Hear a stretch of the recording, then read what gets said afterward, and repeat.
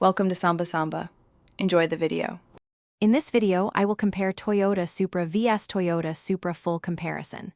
Follow the timestamps to jump to performance, design, or ownership cost. I'll walk you through engine options, handling feel, and real-world practicality in plain language. Expect clear pros and cons to help your decision.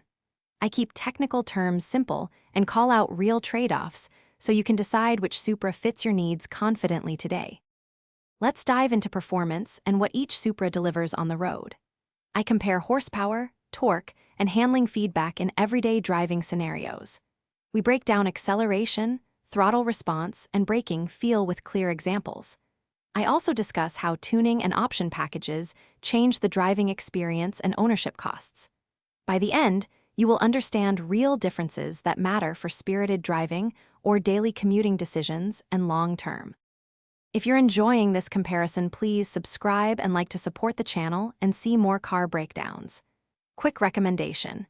Bento box make meal prep easy with these leak-proof containers. I tested, great for trips to track days or daily lunches. Check the description for the link and other deals we mentioned during the video.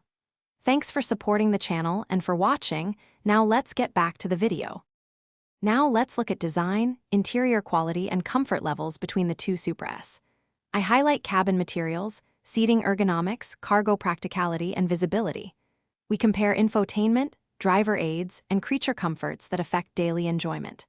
I'll point out stylistic differences and how they influence resale appeal and owner satisfaction. This helps you weigh aesthetic preferences against functional needs before making a confident choice. I speak plainly and avoid jargon so you get usable conclusions quickly. Thanks for watching. Consider subscribing if we helped you.